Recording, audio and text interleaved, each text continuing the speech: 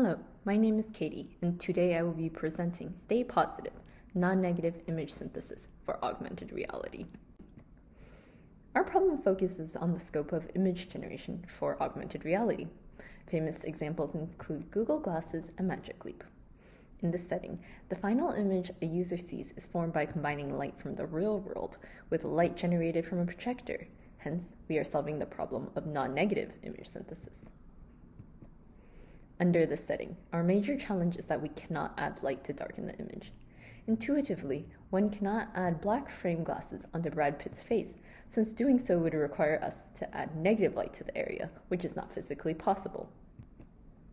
For current AR, the general procedure involves taking the input, darkening it, and lastly projecting the desired image onto the viewer's sight. The problem with this approach is that the resulting view is often riddled with ghosting artifacts, and the icons appear much brighter than the background because it does not take into account light from the real world. One question we may ask is, how do we best design the projected light pattern to harmonize with the existing real-world light? What previous AR does not do is leverage the structure of the input image. Let's pretend we wish to make this Monet painting into its photorealistic counterpart. An arbitrary photorealistic image will not work well. Luckily for us, we have a field that studies how to leverage input image structure to create harmonious outputs, image-to-image translation. Let's begin by formalizing our problem. We would like to project something onto the Monet image such that the user sees a photorealistic version. But what is that something we need to project? For our method, we begin by leveraging state-of-the-art image-to-image models to create an image proposal. However, in most cases, we have proposal images that are not physically realizable and would require adding negative light to the input, which is impossible. This is because the prior works in the field assume a blank slate where they have full control over every pixel. This is not aligned to our setting. Instead, we are interested in the problem of non-negative image generation, where we need to take into consideration light from the real world. A key insight is that the human visual system can be fooled by optical illusions involving certain spatial configurations of brightness and contrast. In this example, squares A and B have the same color, even though it does not appear that way. Instead, we use human optical properties to select an image that looks perceptually similar, but would induce a physically realizable residual.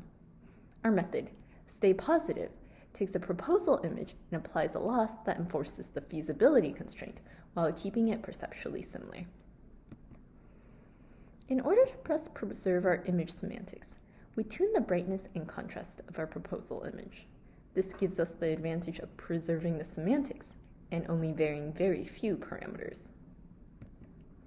Now let's take a look at how the Stay Positive method compares to baselines. Observe that our method appears to create a residual pattern that combines with the input to create perceptually similar images without the input image bleeding through or strange discolorations. To better simulate the effect of input light in the optical see-through setting, we introduce the term alpha. Here, alpha is the property of the device, dictating how much light comes from the real world. We explore how our method holds if we vary the amount of light we introduce from the input image. We observe that our method is more robust, even if we allow more of the input light to show through. Here, we want to change map image to satellite image.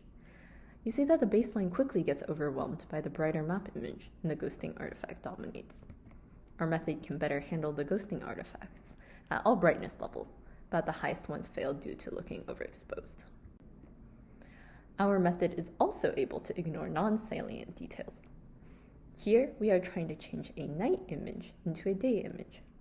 If I did not tell you, you probably would not have noticed that the lights are still turned on in the day image. Analyzing our method, we show that we are able to take advantage of humans' natural white balancing effect. Here, we see a day image transformed into night image with only adding light. Notice it would be normally impossible, but by brightening the whole picture, can create something that looks perceptually similar to a night image. With our method, we are able to plug and play with a variety of state-of-the-art methods. Here, we show the Stay Positive results on two, unit and interface. Observe that we are able to avoid having the input image bleed through. Thank you.